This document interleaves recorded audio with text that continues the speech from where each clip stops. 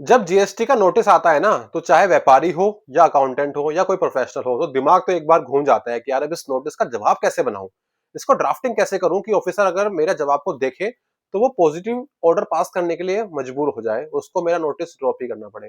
तो आज की वीडियो में मैं आपको बताऊंगा कि जीएसटी में जब नोटिस आ जाते हैं, किसी भी तरीके के, कैसा भी, किसी भी सेक्शन का नोटिस जब आ जाता है, उसको समझते कैसे हैं, पढ़ते कैसे हैं, किस तरीके से उसको एनालिसिस किया जाता है, क्या फ्लो होता है नोटिस को स्टडी करने का, और सबसे बड़ा पॉइंट, उसको ड्राफ्ट कैसे करते हैं।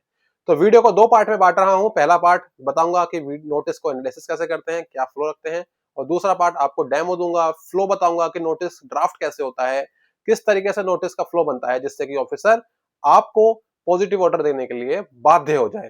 तो चलिए स्टार्ट करते हैं अपनी वीडियो को और समझते हैं जीएसटी नोटिस कैसे ड्राफ्ट होते हैं और उसका जवाब किस तरीके से बनाया जाता है। तो चलिए स्टार्ट करते हैं, समझते हैं इसके बारे दोस्तों, नोटिस जब आ जाता है ना तो आपको घबराना नहीं होता है। जैसे ही नोटिस आप जीएसटी का देखते हैं तो आपने ये 4 काम करने हैं जो मैं आपको बताने जा रहा हूँ।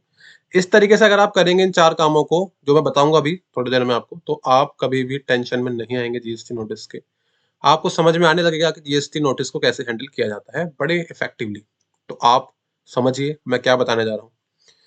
रीड, जैसी नोटिस आए उसको पढ़ें प्रॉपरली। सेक्शन क्या कोट किया है, किस सेक्शन में बोला है, क्या इशू है, उसको प्रॉपरली थोरोली पढ़ें, अच्छे से पढ़ें। एक बार पढ़ें, 2 बार पढ़ें, 3 बार पढ़ें, बट उसको पढ़ें अच्छे से।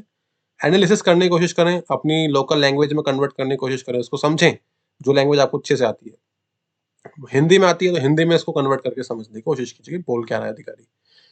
उसमें एलिगेशन क्या लगा रहा है, क्या बोल रहा है वो एलिगेशन में। वो बोल रहा है कि 2A वर्सेस 3B का गैप है, 1 वर्सेस 3B का गैप है, आईटीसी ज्यादा लिया है, ब्लॉक क्रेडिट का आईटीसी ले लिया है, कैंसिल डीलर से आईटीसी ले लिया है। क्या एलिगेशन लगा रहा है आपके ऊपर वो, जो आपको काउंटर करने हैं, जिसका आपको जवाब बनाना है। किस सेक्शन में नोटिस किया है। ऑफिसर ने शो को नोटिस किया है सेक्शन 73 में, जो कि नॉन फ्रॉड है। सेक्शन 74 में, जो कि फ्रॉड वाला केस होता है, या फिर उसने नोटिस नहीं किया, उसने स्क्रूटनी का नोटिस भेजा है सेक्शन 61 में। तो ये पहले आपको एनालिसिस करना है। हर तरीके से जवाब अलग तरीके से बनता है। अब क्या इंफॉर्मेशन मांग रहा है या बस क्लैरिटी मांग रहा है, वो आपको इन चार चीजों को एनालिसिस करते हुए ही जवाब बनाना है। ये चार, जैसी नोटिस आया, नोटिस देखा, डाउनलोड किया, प्रिंट निकाला, समझा इन 4 पॉइंट्स के बारे में, फिर अपना काम आगे का स्टार्ट करना। कुछ इन्फॉर्मेशन मांग रहा है या नहीं मांग रहा, या 2A वर्सेस 3B का गैप है फॉर एग्जांपल, तो क्या आपको किस तरीके से उसका जवाब बनाना है, क्या इन्फॉर्मेशन आपको चाहिए रहेगी। आपको परचेज रजिस्टर चाहिए होगा, आपको जीएसटी 2 भी चाहिए होगी डाउनलोडेड, तो आप दोनों चीजें डाउनलोड करके अपना सपोर्टिंग में रिप्लाई बना सकते हैं। बनाते कैसे हैं वो बताऊंगा अभी, तो वीडियो को एंड तक देखते रहिएगा। अब नोटिस का फ्लो कैसे बनता है। जो नोटिस का फ्लो बनाने के लिए सबसे पहले दिमाग में सोचो। दिमाग में नहीं सोच सकते तो एक रफ नोटबुक लो, रफ में बनाओ कि मैं उसका इंट्रोडक्शन दूंगा सबसे पहले। कि नोटिस इंट्रोडक्शन कैसे देते हैं अभी बताता हूँ, 2 मिनट दीजिए, उसी पॉइंट पे जा रहा हूँ। इंट्रोडक्शन देना है, फैक्ट्स की एक्सप्लेनेशन देनी है कि क्या फैक्ट्स थे, क्या क्वेश्चन थे, क्या आंसर थे, क्या दे रहे हो, क्या बता रहे हो, आपके सपोर्टिंग में क्या है, क्यों आपके ऊपर डिमांड नहीं लगनी चाहिए, क्यों आपके ऊपर टैक्स नहीं लगना चाहिए, वो सब आप यहाँ बताओगे। और फिर एंड में दोगे कंक्लूजन। कंक्लूजन में बताते हो कि यार हमें, हम पे डिमांड नहीं लगती है बेस्ड ऑन अबव सबमिशन जो हमने किया है, और आप हमारी डिमांड को छोड़ दीजिए। तो अब मैं आपको बताने जा रहा हूं दोस्तों कि नोटिस ड्राफ्ट कैसे करते हैं, किस तरीके से फ्लो होता है ड्राफ्टिंग का, वो समझाने के लिए आपको मैं जा रहा हूं। उसके बाद आपको एक प्रैक्टिकल टिप भी दूंगा, वो भी समझिएगा कि किस तरीके से आपको वो फॉलो करनी है, प्रैक्टिकल टिप भी, सो दैट कि आप कभी भी नोटिस में कंफ्यूज ना रहें। तो चलिए समझते हैं उस पॉइंट के बारे में, जो सबसे मेन पॉइंट है इस वीडियो का, जो है रिप्लाई ड्राफ्ट कैसे होता है। तो चलिए स्टार्ट करते हैं। तो दोस्तों, ये ना मैंने आपके लिए एक नोटिस का ड्राफ्ट बनाया है, बहुत बढ़िया, रेफरेंस के लिए, आपको समझ में आएगा, आपको अच्छा लगेगा। सबसे पहले जो नोटिस को बनाते हैं ना, उसका प्रिंट हमेशा अपने लेटर हेड पे लेना, कंपनी के लेटर हेड पे या अपने लेटर हेड पे, बिजनेस ओनर है, यहाँ पर लिखना कि किस ऑफिसर ने, जिसने नोटिस नोटिस इशू किया है, उसका नाम, to the state tax officer, जो भी जीएसटी, वो मिलेगा आपको नोटिस, जो ऑर्डर या नोटिस जो भी उसने इशू किया होगा, जिसका आप जवाब बना रहे हो। यहाँ पर आप डालिएगा, डेट डालिएगा, मैंने यहाँ आज की डेट डाली है आप लोगों के रेफरेंस के लिए। यहाँ पर सब्जेक्ट डालिएगा कि मैं रिप्लाई कर रहा हूं एक एससीएन का, शो कोस नोटिस का रिप्लाई कर रहा हूं, जो आपने इशू किया था 12 फरवरी 2026 को, जिसमें आपने प्रपोज किया था कि आप टैक्स डिमांड लगाओगे इन एलिजिबल आईटीसी और इलेक्ट्रिकल गुड्स। तो ये तो मेरा कंसर्न है जो मैंने डेमो में लिया है, ये तो हमारे एससीएन में पॉइंट डाला था, लेकिन आपको अपना रिस्पेक्टिव पॉइंट डालना है। आप यहाँ पर 2A वर्सेस 3B डाल सकते हो, 1 वर्सेस 3B डाल सकते हो, इनएलिजिबल आईटीसी डाल सकते हो जैसे मैंने डाला हुआ है, या डाल सकते हो कि ऑफिसर ने बोला है कि डिमांड लगेगी, आपका जो आईटीसी है वो कैंसिल डीलर से है। फिर रेफरेंस में आप वो एससीएन का रेफरेंस नंबर डालिए, उसका डेट डालिएगा, ठीक है जी। फिर लिखना स्टार्ट करना, डियर सर। जिस इंट्रोडक्शन की बात कर रहा था मैं वो ये है, डियर सर, वी या आई, कंपनी प्रोप्राइटरशिप है तो आई भी यूज कर सकते हैं, अदरवाइज आप वी भी यूज कर सकते हैं। We messrs, name of the client, जो भी क्लाइंट का नाम है। Hereinafter refer to, यहाँ पे आप ब्रैकेट में लिखिएगा कंपनी या उसका शॉर्ट में कुछ नेम, जो आगे आप आगे के पैरा में आप बोल सकते हैं। बोलना कि हम रजिस्टर्ड हैं, we are registered under GST act, हम जीएसटी एक्ट में रजिस्टर्ड हैं, हमारी शॉप नंबर ये है, हमारा जीएसटी नंबर ये है। हमें एक नोटिस रिसीव हुआ था, मैं आपको पॉइंटर करके दिखाता हूँ, हमें एक नोटिस रिसीव हुआ था जिसमें आपने टैक्स डिपॉजिट करने के लिए बोला है 2520 रुपए along with interest and penalty. Issue क्या था कि आपने आईटीसी अवेल किया है इन GSTR 3B from electrical goods, जो आपको नहीं मिलता है। ये मेरा केस था, आप उस एंगल पे मत जाइएगा फॉर द टाइमिंग अभी। अब अब देखते हैं कि किस तरीके से सबमिशन जाता है। अब मैंने सबमिशन यहाँ पर इंट्रोडक्शन आपने दे दिया, अब आपको फैक्ट्स बताने हैं कि देखो सबमिशन किस तरीके से जाएगा। मेरा यहाँ पर मैं बता रहा हूँ कि मैंने आईटीसी नहीं लिया है, इनएलिजिबल आईटीसी ही है मेरा।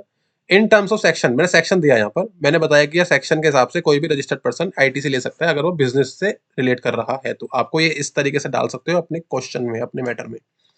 फिर थोड़ा सा और बताइए कि इन अदर वर्ड्स गुड्स और सर्विसेज जो भी बिजनेस के लिए प्रोक्योर करे हुए हैं, सेक्शन 17(5) को छोड़कर सबका आईटीसी मिल जाता है। फिर आगे बोलना स्टार्ट कीजिएगा सेक्शन जो मैंने बताया। फिर आगे जो भी आपका केस है, जो भी आपका डिटेल है, आप उसको बोलिएगा उस तरीके से कि 17(5) में, सेक्शन 17(5) में जो भी आईटीसी हैं उनको छोड़कर सबका आईटीसी मिलता है। कुछ भी कंसिडर्ड ब्लॉक नहीं होता है रिलेटेड टू इलेक्ट्रिकल गुड्स, जो मैंने बताया इसमें। सेक्शन 17(5) की मैंने यहाँ पर कॉपी भी लगाई, आप भी लगा सकते हैं। और फिर आप आगे चीजें कंपनी का नेचर बता सकते हैं, उसका बिजनेस बता सकते हैं, इन सब चीजों के बारे में आप यहाँ पर अपना डिटेल में डाल सकते हैं। और आप ये बोलिएगा कि एंड में कि मैंने इलेक्ट्रिकल गुड्स जो मैंने ब्लॉक जिनका आईटीसी लिया है वो ब्लॉक नहीं है सेक्शन 17(5) के हिसाब से। अब आप इसको अपने रेस्पेक्टिव केस में कन्वर्ट कर सकते हैं, जो 2A वर्सेस 3B हो सकता है, 1 वर्सेस 3B हो सकता है, आईटीसी कैंसिलेशन हो सकता है, ए बिल डिफरेंस हो सकता है, इनवॉइस डिफरेंस हो सकता है, रूल 86B हो सकता है, कुछ भी हो सकता है। मैंने सिर्फ आपको यहाँ पर डेमो दी है, फ्लो समझाया है कि किस तरीके से फ्लो बनता है। अगर आपको ये इस तरीके के ड्राफ्ट, मैंने बहुत सारे ड्राफ्ट बनाए हुए हैं, तरह तरह के नोटिस पे मैंने ड्राफ्ट बनाए हुए हैं, तो आप हमसे संपर्क कर सकते हैं। आपको ड्राफ्ट रेस्पेक्टिवली जो आपके जो भी क्वेश्चन है, आपका जो भी नोटिस आया उसका ड्राफ्ट आपको मिल जाएगा।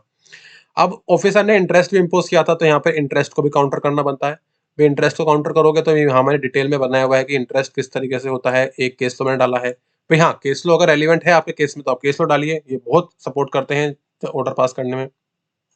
पेनल्टी भी लगाई थी ऑफिसर ने, पेनल्टी भी प्रपोज की थी, तो पेनल्टी के अगेंस्ट भी मैंने यहाँ पर सबमिशन दिया हुआ है। अब सबसे बड़ी चीज लास्ट में आप बोलिएगा कि हमें पर्सनल हियरिंग जरूर दें बिफोर पासिंग एनी ऑर्डर, और ये लाइन जरूर डालिएगा एंड में कि सो दैट कि आपको कोई फर्दर सबमिशन करना हो, कोई पॉइंट आगे डालना हो, तो ये लाइन बहुत हेल्प करती है। लास्ट में साइन करने के लिए क्लाइंट का नाम, जो पर्सन साइन कर रहा है वो, ऑथराइज सिग्नेटरी, डायरेक्टर है डायरेक्टर, प्रोप्राइटर है प्रोप्राइटर, पार्टनर है पार्टनर।